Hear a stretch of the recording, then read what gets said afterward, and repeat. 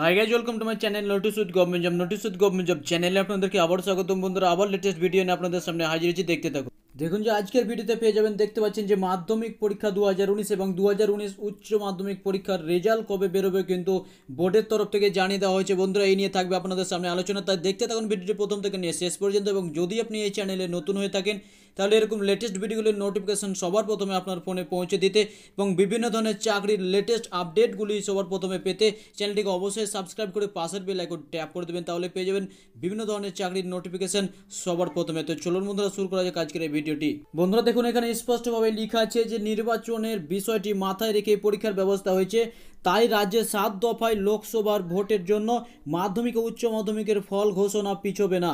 ঠিক সময়েই ফল বেরোবে বলে মধ্য শিক্ষা পর্ষদ এবং উচ্চ মাধ্যমিক শিক্ষা সংসদের কর্তারা সোমবার জানিয়ে দিয়েছেন। দেখতে পাচ্ছেন এখানে স্পষ্টভাবে লেখা আছে যে ফল কিন্তু যে রেজাল্ট ঘোষণা করার দিন কিন্তু পিছবে না। বন্ধুরা, এই ভোটের জন্য কিন্তু তারা কিন্তু একটি সংশয় প্রকাশ করেছিল যে এই রেজাল্ট কিন্তু পিছিয়ে যেতে পারে, এরকম কিন্তু বেশ কয়েকটি পেপারে আমি ফলো করেছি কয়েকদিনের ভেতরে, এবং তাই আজকে এই পেপার থেকে বেরিয়ে এসেছে লেটেস্ট আপডেটটি যে রেজাল্ট কিন্তু পিছবে না, সঠিক সময়েই কিন্তু রেজাল্ট হতে যাচ্ছে।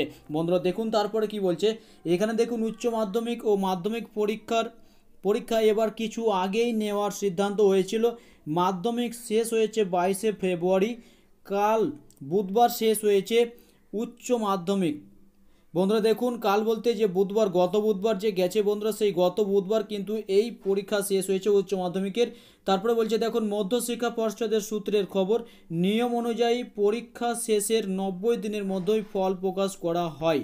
এটা আপনারা সবাই জানেন বন্ধুরা যে পরীক্ষা হওয়ার 90 দিনের ভেতরেই কিন্তু মাধ্যমিক এবং উচ্চ মাধ্যমিক পরীক্ষার কিন্তু ফল প্রকাশ হয়ে যায়। এবারও কিন্তু সেটাই হবে। মধ্যশিক্ষা পর্ষদ এবং উচ্চ মাধ্যমিক শিক্ষা সংসদ তরফ থেকে কিন্তু বলে দেওয়া হয়েছে এটি স্পষ্টভাবে। দেখুন, উচ্চ মাধ্যমিক শিক্ষা সংসদের সভানেত্রী মহুয়া দাস এ নিয়ে বলেন, সুপ্রিম কোর্টের নির্দেশ অনুযায়ী 10 জুনের মধ্যে ফল প্রকাশ করার কথা।